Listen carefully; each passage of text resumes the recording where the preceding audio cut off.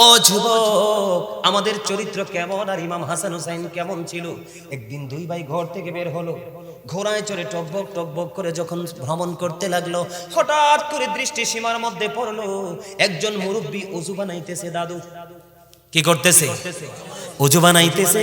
ওই দাদুর কিন্তু ওযু হয় না। এবার হাসান হোসেন দুই ভাই দেখলেন ওই যে বুড়ো দাদু ওযু বানাই রে, তার ওযু তো হয় না। এবার এক ভাই আর এক ভাইকে ডেকে ডেকে বলল, ভাইয়া ওই যে নজর দিয়ে চাইয়ে দেখো, ওই বুড়ো দাদু ওযু বানাই, তার ওযু তো হয় না। এই কথা বলার পরে ইমাম হাসান হোসেন দুই ভাই মিলে বুদ্ধি করলেন, কি করা যায় রে বলো। দুই ভাই মিলে বুদ্ধি করলেন, চলো দাদুর কাছে চলে যাই। যাওয়ার পরে কি করলেন, দাদুকে সালাম দিলেন। দাদু সালামের জবাব দিলেন। জবাব দেওয়ার পরে এবার কিনে দাদু প্রশ্ন করলেন, তোমরা কে গো? এবার তারা পরিচয় না দিয়ে বললেন, দাদু দাদু বলো না, আমরা দুই ভাই আজকে ওযু করব। কি করব? সুবহানাল্লাহ বলেন না। ওই বুড়ো দাদুকে ডাক দিয়ে বললেন, দাদু দাদু গো, আমরা দুই ভাই আজকে ওযু করব। দাদু তুমি বলে দিবা কার ওযুটা বেশি সুন্দর। জোরে জোরে কন্যা সুবহানাল্লাহ। এবার কি করলেন, দুই ভাই মিলে ওযু বানালেন। ওযু বানানোর পরে দাদুর কাছে জানতে চাইলেন, দাদু বলো না কার ওযুটা বেশি সুন্দর। এবার ওই বুড়ো দাদু একটা ডাক দিয়ে বলল, দাদু দাদু গো, কে গো তোমরা? কেন এত তোমাদের চেহারা এত নূর? কেন তো তোমাদেরকে দেখে এত প্রেমময় মনে হয়? কেন গো তোমরা এত মিষ্টি? তোমাদের ওযু এত সুন্দর।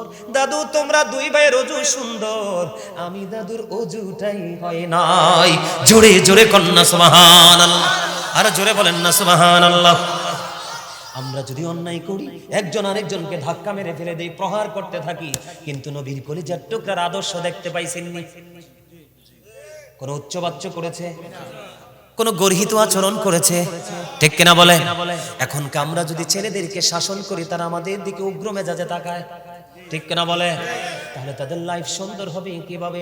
তোমার জীবনে যদি অভিভাবক না থাকে, যোগ্য দক্ষ টেকসই অভিভাবক লাগবে, তাহলেই তোমার ফিউচার হয়ে যাবে ব্রাইট। এবার কি করলেন, ওই দাদু প্রশ্ন করলো, দাদু দাদু গো বলো না কেন এত সুন্দর তোমাদের ওযু, তোমাদের পরিচয় কি? এবার দুই ভাই উত্তর দিলেন, দাদু দাদু গো, আমরা পৃথিবীর কোনো সাধারণ মানুষ নই, আমরা পৃথিবীর কোনো সাধারণ ঘরের সন্তান নই, আমরা হলাম তোমার নবী রাহমাতাল লিল আলামিন, ইমামুল মুরসালিন, সিরাজুম মুনীরা, নূরুম মুবিন। ওই যে নূরুন আলা নূর নবী, ওই নূর নবীজির কলিজার টুকরা হাসান হুসাইন দুই ভাই। এই ওযু আমাদেরকে পৃথিবীর কেউ শেখায় নাই, এই ওযু শিখেছি আমার প্রাণের নানার কাছ থেকে। জোরে জোরে বলেন না সুবহানাল্লাহ।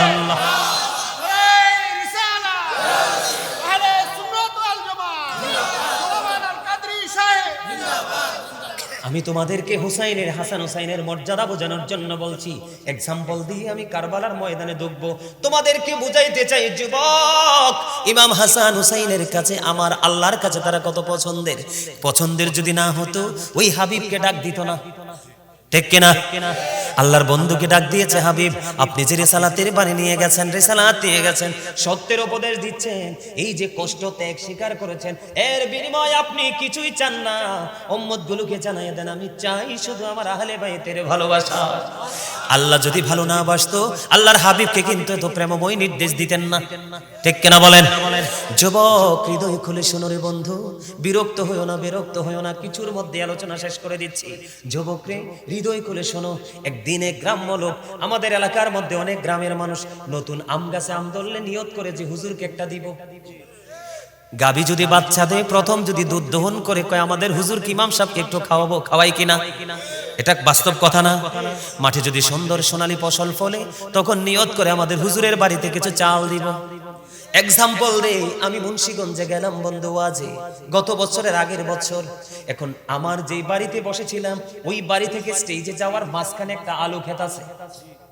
রোজার একেবারে কাছাকাছি সময়ে গিয়েছিলাম, যখন বন্ধু ওই আলু ক্ষেতের উপর দিয়ে কদম দিয়ে যখন গেলাম, ওই আলু বাগানের যে চাষ করেছিলেন ওই চাষি ডেকে ডেকে এসে বললে, হুজুর আমি আপনাকে এত ভালোবাসি গো, আমার একটা অনুরোধ আজকে আপনাকে রাখতে হবে।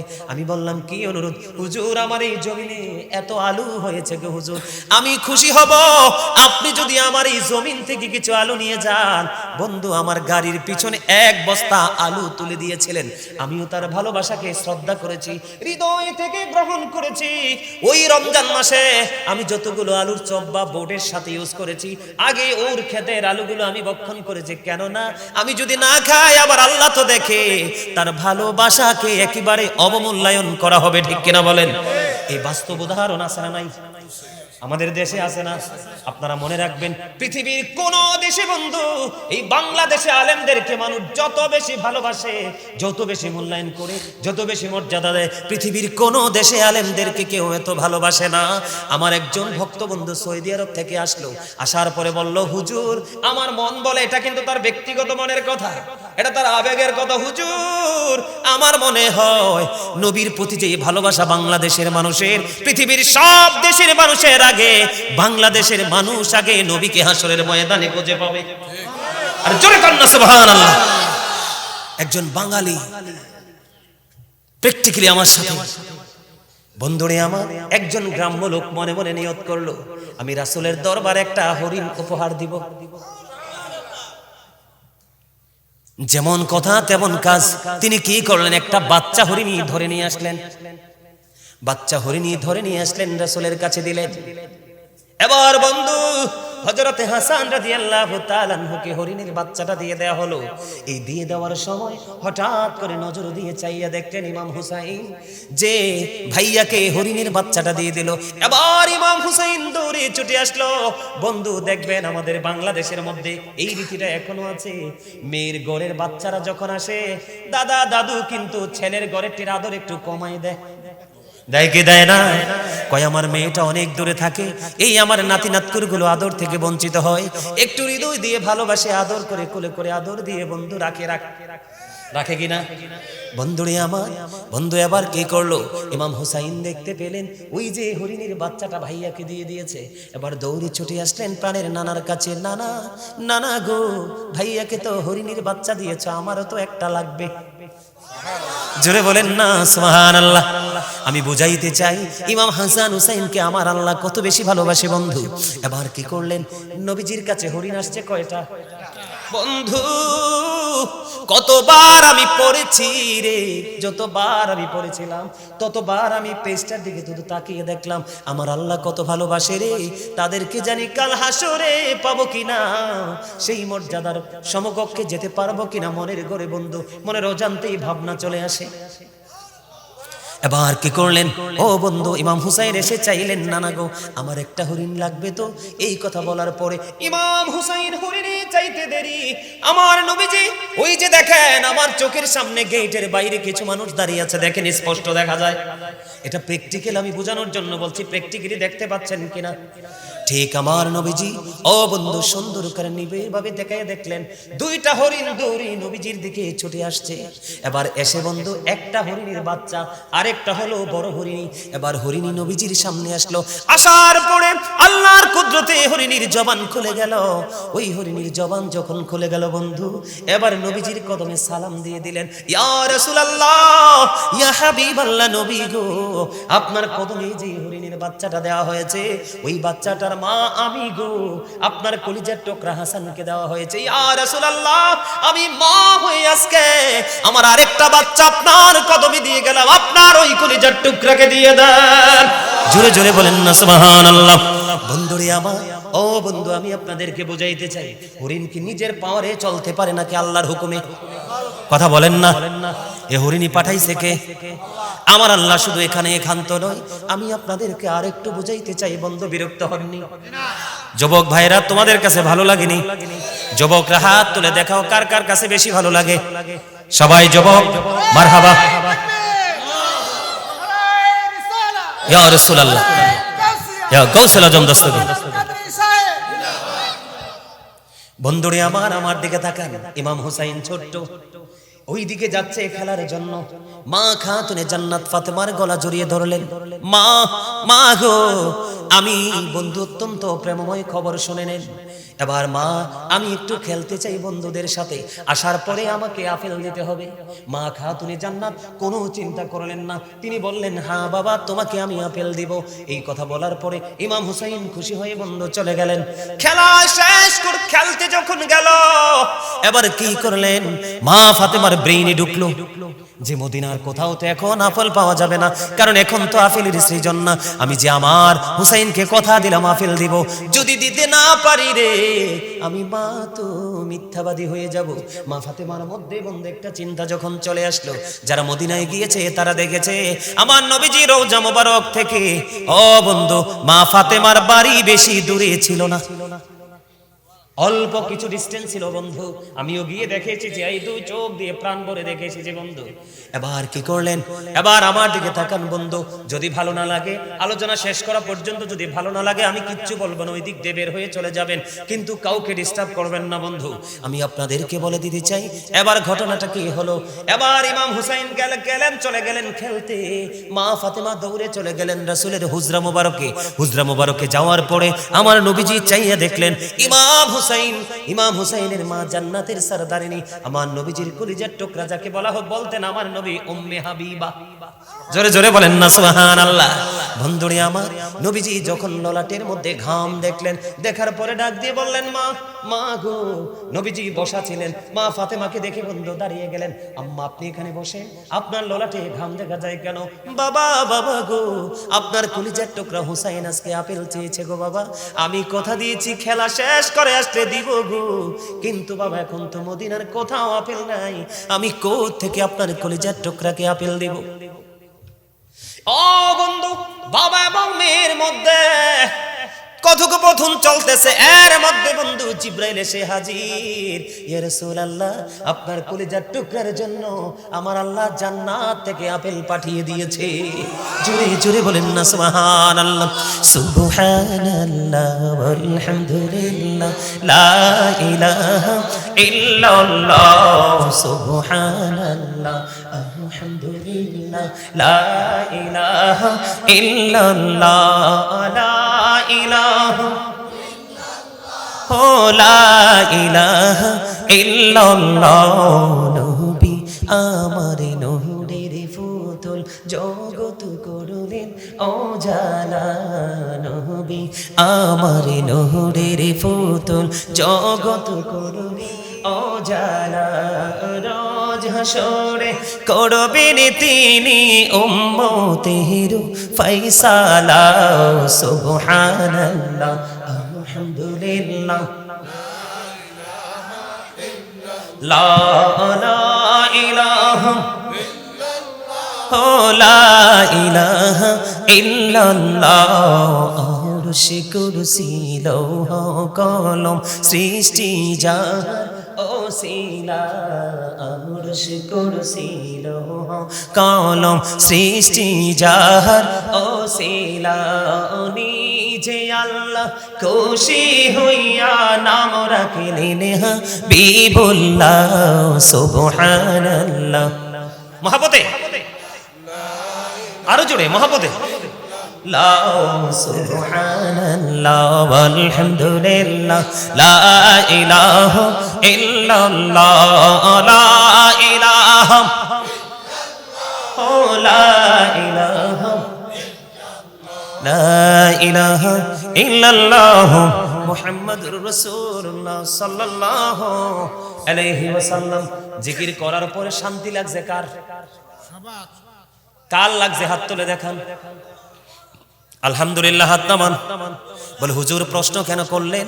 কারণ আমি যে বললাম জান্নাতের বাগানে আসলে জান্নাতি ফল খেয়ে নাও, এর মধ্যে সুবহানাল্লাহ আলহামদুলিল্লাহ এগুলো হলো জান্নাতি খাবার। বলে হুজুর খাবার হলো কেমনে? প্রত্যেকটা মানুষ ডবল, একটা হলো তার দেহ, আরেকটা হলো তার আত্মা, একটা হলো তার বডি, আরেকটা হলো তার সোল।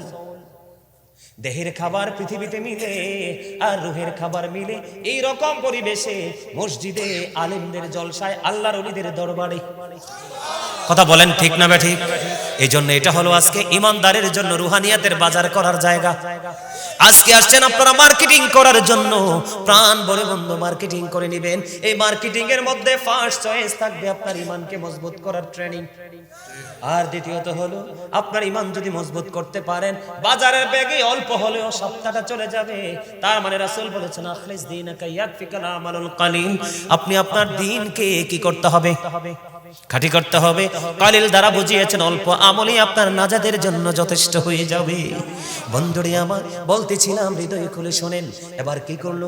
জিবরাইল চলে আসলো, ইয়া রাসূলুল্লাহ জান্নাতি আপেল চলে আসলো গো, আপনার কলিজার টুকরার জন্য আমার আল্লাহ পাঠিয়ে দিল। এবার কি করলেন? জিবরাইল বললেন, ইয়া রাসূলুল্লাহ আমার 2টা বাটি লাগবে আর একটা চাকু লাগবে। এবার 2টা বাটি বন্ধু আনলেন মা আয়েশা সিদ্দিকা রাদিয়াল্লাহু তাআলা আনহার ঘর থেকে, আর একটা চাকু। এবার বন্ধু আপেলটাকে অর্ধেক করা হলো।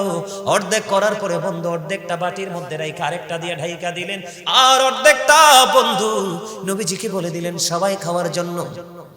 আলাপ আলোচনা শেষ হয়ে গেল। ইমাম হুসাইন খেলা শেষ করে বাড়ি ফিরে আসলো।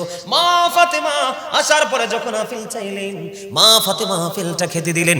আফেলটা যখন বন্ধ খেতে দিলেন, খেতে দেওয়ার পরে ইমাম হুসাইন আফেল খাওয়ার পরে বললেন, মা মা মা গো, এত মজার আপেল তো আমার জীবনে কোনোদিন খাইনি গো, এখন থেকে প্রতিদিন আমাকে আপেল দিতে হবে। মা জানতে বড় মনে চাই গো, এই আপেল তুমি কোথা থেকে এনেছো? বাবা বাবা গো, এই আপেল তো আমি আনিনি, তোমার নানার কাছে আমার আল্লাহ জান্নাত থেকে পাঠাইছে। জোরে জোরে কন্যা সুবহানাল্লাহ। বন্ধু মা ফাতেমার কাছ থেকে যখন শুনলেন তোমার নানার কাছে আপেল এসেছে, তোমার নানা ব্যবস্থা করে দিয়েছে, এই কথা বলার দেরি একটা সেকেন্ড দেরি করলেন না। ইমাম হুসাইন দৌড়ে চলে গেলেন মা খাতুনে জান্নাত ফাতেমার সঙ্গ ছেড়ে। এবার নানার কাছে বলেন, নানা নানা গো, আজ থেকে প্রতিদিন আমাকে আপেল দিতে হবে, এমন আপেল তোমার জীবনে আর কোনোদিন খাইনি। আমার নবীজি বললেন, নানা গো ব্যবস্থা হয়ে যাবে, যাও। এবার বন্ধু চলে গেলেন, কিন্তু রহস্য হলো কোথায়? ওই যে বাটির মধ্যে অর্ধেক আপেল জমা। বন্ধুরে আমার প্রতিদিন একবার করে সরাইতে হবে এই বাটিটা। মা ফাতেমা নিয়ে রেখে দিলেন। দিন চলে গেল, রাত পাড়িয়ে গেল। পরের দিন যখন হলো, ও বন্ধু বাটি সরাইয়া দেখে ওই আপেলটা পুরোপুরি আস্থা হয়ে আছে। জোরে জোরে কন্যা সুবহানাল্লাহ। আপেলটা আস্থা হয়ে গেছে, কিন্তু জিবরাইলের কথা হলো এই আপেল কিন্তু পুরোটা খাওয়া যাবে না। ঠিক যেইভাবে দেখিয়েছেন এমনি ভাবে প্রতিদিন অর্ধেকটা আপেল কেটে সবাই মিলে খাবেন, আর বাকি অর্ধেকটা আপনারা বাটি দিয়ে ঢাইকা রেখে দিবেন। বন্ধুরে আমার মা ফাতেমা আজকে খাইলেন আপেল কিন্তু একটাই, গতকালকে স্বাদ ছিল একটা, আজকের স্বাদ হয়ে গেল বন্ধু ভিন্ন রকম। আবার কি করলেন? মা ফাতেমা আবার ঢাইকা রেখে দিলেন। ঢাইকা যখন রেখে দিলেন, রেখে দেওয়ার পরে পরের দিন আবার ঢাকনা সরালেন। পরের দিন ঢাকনা সরানোর পরে চাইয়া দেখলেন আবার পুরো আপেলটা আস্থা হয়ে আছে। বন্ধুরে আমার এমনি করে করে কিতাব প্রমাণ করেছে 2 বছর পর্যন্ত যখন ঢাকনা সরাইতো, ঢাকনা সরানোর পরে চাইয়া দেখতো ওই আপেলটা পুরো আস্থা হয়ে গেছে। অর্ধেকটা কেটে কেটে খাইছে, প্রতিদিন ভিন্ন ভিন্ন স্বাদ। 2 বছর পরে আল্লাহর রহমতে আল্লাহর কুদরতে আপেলটা অদৃশ্য হয়ে যায়। জোরে জোরে কন্যা সুবহানাল্লাহ। বন্ধুরে আমার দেখছেন নি, চাইতে দেরি চাইছে কোথায়? জমিনে, মায়ের কাছে। কোথায়? আর আপেল পাঠাইছে আমার আল্লাহ জান্নাত থেকে। আর আপনি আমি ঘরের বাচ্চাকে টাকা দিয়ে দিলেও ভালো জিনিস আনতে পারে না। কথা বলেন না কেন? আছে না নাই? তাহলে ইমাম হুসাইনের দাম আছে না নাই? মর্যাদা আছে না নাই? তাহলে তাদের সাথে প্রেমের ডুরি লাগানোর দরকার আছে না নাই? বন্ধু এখানে এই শুধু ক্ষান্ত নয় রে, আমার দিকে বন্ধু তাকান। ইমাম হাসান হুসাইন 2 ভাই হাতের লেখা লিখলেন। হাতের লেখা লেখার পরে ও বন্ধু রাসূলের কাছে গেলেন, নানা গো বলে দাও না কার লেখা বেশি সুন্দর। আমার নবীজি পাঠাই দিলেন তোমার বাবার কাছে চলে যাও। কার কাছে? হযরতে আলীর কাছে। আবার আলীর কাছে চলে আসলেন, বাবাকেও বলে দাও না কার হাতের লেখাটা বেশি সুন্দর। এবার হযরতে আলী একটা ডাক দিয়ে বললেন, বাবা বাবা গো চলে যাও তোমার মায়ের কাছে যিনি জান্নাতের সারদারিনী। এবার মা খাতুনে জান্নাত ফাতেমার কাছে যখন বন্ধু চলে গেল, চলে যাওয়ার পরে এবার খেয়াল করে দেখেন তাদেরকে আমার আল্লাহ কত বেশি ভালোবাসে। বন্ধু তাদেরকে কত বেশি ভালোবাসে। এবার মা ফাতেমা বললেন, আমার ঘরে 7টা মতি আছে। কয়টা? আমার ঘরে 7টা মতি আছে। তোমাদের দিকে আমি নিক্ষেপ করব, তোমাদের দিকে আমি কি করব? নিক্ষেপ করব, মানে ঘর থেকে তোমাদের দিকে আমি ফেলাবো। যে যত বেশি কুড়াইতে পারবা তার হাতের লেখা বেশি সুন্দর বলে গণ্য হবে। বন্ধু মা ফাতেমা নিক্ষেপ করতেছেন। বন্ধু নিক্ষেপ করতে করতে বন্ধু 6টা নিক্ষেপ করে ফেললো। 2 ভাই বন্ধু 3টা করে 6টা কুড়িয়ে নিল। আর বাকি আছে কয়টা? আর বাকি আছে একটা। এবার কি করলেন বন্ধুরি আমার? এবার মা ফাতেমা যখন মতিটা হাতে নিলেন, আমার আল্লাহ জিব্রাইলকে একটা ডাক দিয়ে বললেন, জিব্রাইল যাও ওই ফাতেমার বাড়ি চলে যাও রে। ফাতেমা যখন মতিটা নিক্ষেপ করবে ওইটাকে আর 2টা টুকরা করে ইমাম হাসান হুসাইন 2 ভাইয়ের ভাগে অর্ধেক করে দিয়ে দাও। বন্ধুরে আমার, মা ফাতেমা নিক্ষেপ করতে দেরি, নজর দিয়ে চাইয়া দেখলেন অটোমেটিক্যালি মতিটা 2টা ভাগ হয়ে গেল। 2 ভাইয়ের দিকে 2 অংশ চলে গেল। মা গো বলো না কার লেখা বেশি সুন্দর? এবার মা ফাতেমা ডাক দিয়ে বলল, বাবা গো তোমাদের 2 জনের লেখাই সমান সুন্দর। জোরে জোরে কন্যা সুবহানাল্লাহ। তাহলে তাদেরকে ভালোবাসার দরকার আছে না নাই? তাদের সাথে মোহাব্বত লাগানোর দরকার আছে না নাই? বন্ধুরে আমার, ইয়াজিদের বাবা ছিলেন ওই পাপিষ্ট ইয়াজিদের কথা না বললে কারবালার ইতিহাস বুঝবেন না। তার কথা আমরা বলতে চাই না, কারণ হি ইজ ভেরি ক্যারেক্টারলেস। চরিত্রহীন ছিল একজন, কিন্তু তার বাবা আমির মুয়াবিয়া ছিলেন সত্যিকারের রাসূল প্রেমিক। বন্ধু অনেক লম্বা ঘটনা। ইয়াজিদ যখন ক্ষমতার মস্তদে বসলো 60 হিজরিতে, তখন মদিনার গভর্নর ছিলেন বন্ধু মারওয়ান ইবনে হাকাম। ওনার কাছে চিঠি পাঠালেন। আমার দিকে তাকান না। ইমাম হুসাইনের কাছে চিঠি পাঠালেন। ইমাম মারওয়ান ইবনে হাকামের কাছে চিঠি পাঠালেন ইমাম হুসাইনকে চাপ সৃষ্টি করার জন্য, ইয়াজিদের হাতে বায়াত গ্রহণ করার জন্য। জোরে জোরে কন্যা নাউজুবিল্লাহ।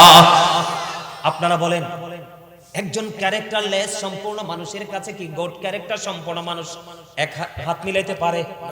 কথা বলেন না কেন? তিনি তো নবীর আওলাদ, তিনি জান্নাতের লিডার।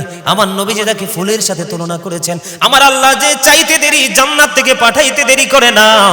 এমন একজন সৃষ্টি, এমন নবীর কলিজার টুকরা ইয়াজিদের সাথে হাত মিলাতে পারে না। বন্ধু আমার দিকে তাকান, আমি কি বলতে চাই শোনেন। আমাদের দেশে কিন্তু নষ্ট মানুষ আছে। নষ্ট মানুষকে মানুষ ভালোবাসে না, কিন্তু এই নষ্ট মানুষ মানুষের ভালোবাসা অর্জন করতে চায়, টাকা পয়সা দৌলত ক্ষয় করে। কথা কন না কেন? যদি এইটাও না হয়, প্রেসার ক্রিয়েট করা হয়, তার মানে চাপ সৃষ্টি করা হয়, গাইবি সংবাদ দেওয়া হয় আতঙ্কিত করার জন্য। ঠিক আছে নি কথা? ঠিক তেমনি ভাবে ইয়াজিদ ছিলেন একজন ক্যারেক্টারলেস পারসন, চরিত্রহীন লম্পট ছিলেন। বন্ধু আমি আপনাদেরকে বলে দেই, ইমাম হুসাইনের উপদেশটাকে আপনার আমার প্রাণের রাসূল। কথা বলেন না কেন? আর ওই ইয়াজিদের উপদেশটা হলো বন্ধু, আমার আলোচনা শেষ করে দিচ্ছি আর অল্প সময়ের মধ্যে গুছিয়ে দিচ্ছি বন্ধু। ইয়াজিদের উপদেশটা হলো, তার নাম মুখস্থ করে নেন, তার নাম হলো শারজুল বিন মানসুরুর রুমি।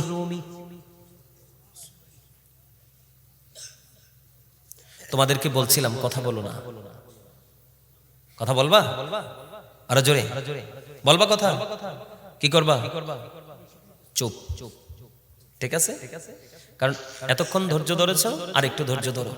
আমি আবারও বলছি, আপনাদের মধ্যে যদি কোনো বিরক্তি বা ক্লান্তি বা প্রতিকূলতা সৃষ্টি হয় মানসিকভাবে, তাহলে ওই যে অনেকে দেখেন না বের হয়ে যাচ্ছে না, গিয়ে একটু হাঁটাহাঁটি দিয়ে আসবেন, কিন্তু কানটা রাখবেন ওয়াজের দিকে যদি শেখার ইচ্ছা থাকে। আর যদি বলে না হুজুর মানে মন চাইছে না, তাইলে আমি মনে করি বাড়ি থেকে ঘুমানো বেটার। ঠিক না? কারণ এই একটা মাহফিল অনেক কষ্ট করে। জিজ্ঞেস করেন ওনারা কতদিন ফোন দিয়ে আমার সিরিয়ালটা নিচ্ছে। অনেক ব্যস্ত থাকতে হয়, ঘুম নাই, খাওয়া নাই, রাত কি রাত রাস্তায়। দিনের কিছু অংশ বাসায় থাকি, আবার একবেলা খাওয়া হয়। কয়বার? একবার। আল্লাহর কুদরত, আপনাদের দোয়া ছাড়া ভালো থাকার কোনো সুযোগ নেই। ভাল লাগে না আলোচনা? সবার কাছে লাগে? সবার কাছে লাগে? আরো জোরে বলেন, আরো জোরে। শেষ পর্যন্ত থাকবেন তো? থাকবেন? আপনারা যে সারা রাত থাকবেন এটা আমি বিশ্বাস করি। কেন জানেন? আপনাদের হৃদয়ের খোরাক হলো এগুলা। এই যে আমার মানে আমার বয়স, আমার চাচা হবেন, ওই যে হবেন চাচা, এই যে আছে চাচা, ওনারা এই যে এখানে দর্শক সারিতে আমার অনেক মুরব্বী চাচারা আছে, দাদা ভাইরা আছে। আপনারা অনেক কষ্ট করে হেঁটে হেঁটে অনেক দূরে যেতেন না আগে ওয়াজ শোনার জন্য? যেত কি না? এখন কেউ দিন বদলাইছে, আধুনিকতার ছোঁয়া লাগছে, টেলিফোন করে হুজুর পাওয়া যায়, আগে বাড়ি খুঁজে খুঁজে বের করতে হতো। আর এখনকার মতো তো আলোচকও ছিল না। কথা কি বুঝতে পারছেন? তো ওরা তো বেশি খুশি, কারণ বাড়ির আঙ্গিনায় হুজুর পাইছে, নিজের বাড়ির আঙ্গিনায় মাহফিল হচ্ছে, এটা তো মজার জিনিস। আল্লাহ আমাদের সবাইকে প্রেমময় করে দিক। জোরে বলেন আমিন, আরো জোরে বলেন আমিন। আমার দিকে তাকানো বন্ধু, আমার হুসাইনের উপদেশটা ছিল প্রাণের রাসূল। তিনি কোরআন হাদিসের, কোরআন সুন্নাহর বাইরে ইমাম হুসাইন কোনো কিছু চিন্তা করতেন না। আর ইয়াজিদ, যিনি বন্ধু ইতিহাসকে কলঙ্কিত করেছে, 61 হিজরিতে এক মর্মান্তিক অধ্যায় তৈরি করেছে, ওই ক্যারেক্টারলেস পারসন হলো ইয়াজিদ। ও বন্ধু, ইয়াজিদের উপদেশটা ছিল শারজুন বিন মানসুর রুমি। তার নাম হলো শারজুন বিন মানসুর রুমি। তিনি ছিলেন একজন ইহুদি। তার কাজ ছিল দিনের বেলা বন্ধু বানর নাচানো। দিনের বেলা সে বানর নাচাতো, আর রাত্র যখন হতো অসভ্য পরিবেশ তৈরি করতো। বোঝেননি? কথা বোঝেননি? মদ, গাঁজা, নেশা, নষ্ট নারী, নাউজুবিল্লাহ বলেন না? আরো জোরে। আমাদের সমাজের মধ্যে, আপনাদের এলাকায় না থাকলেও আমাদের দেশের মধ্যে আছে বন্ধু। বয়স মাইনাসের দিকে চলে গেছে, এখনো আরেকজনের বিবির দিকে কুদৃষ্টিতে তাকায়। নিজের ঘরের মেয়ের মতো আরেকটা মেয়ে রাস্তায় দেখে তার দিকে কোন নজরে তাকায় কি তাকায় না? আছে না নাই? বন্ধুরে আমার, ইয়াজিদের উপদেশটা ছিল এরকম 100% ক্যারেক্টারলেস। কারণ আমার আল্লাহ কোরআনে বলেছে, ইন্নাল কাফিরিনা কানু লাকুম আদুওয়াম মুবিনা। আমার আল্লাহ বলেছেন, the heretics are the eternal enemy of the believers. ইমানদারদের প্রকাশ্য শত্রু হলো বেঈমান কাফেরেরা। বন্ধু, আমি আপনাদেরকে বলে দিতে চাই, ইয়াজিদ মানিটাকে একটু বোঝা দরকার, ঠিক কিনা বলেন? ইয়াজিদ মানিটা হলো, ও বন্ধু, ইয়াজিদ মানেটা হলো, মুখে ছিল তার ইসলামের কথা, আর অন্তরে ছিল ইসলামকে ধ্বংস করার পায়তারা। এখন বাংলাদেশেও এমন কিছু মোল্লা দেখা যায়, ঠিক কিনা বলেন? আছে না নাই? আপনারা বিশেষ করে যুবক ভাই, আমি তোমাদেরকে বলে দিতে চাই, আমি কিন্তু মোবাইলের সাথে বেশি যুক্ত না। আমার সম্পৃক্ততা হলো কিতাবের সাথে। সময় পাইলে শুইয়া হোক বইয়া হোক কিতাব নিয়ে বসে যাই। কিন্তু তোমরা বেশি মোবাইলে দেখো, বিতর্কিত বক্তব্য মোল্লারা দেয় কি দেয় না? যেই বক্তব্য শোনার পরে মুরব্বীর একটা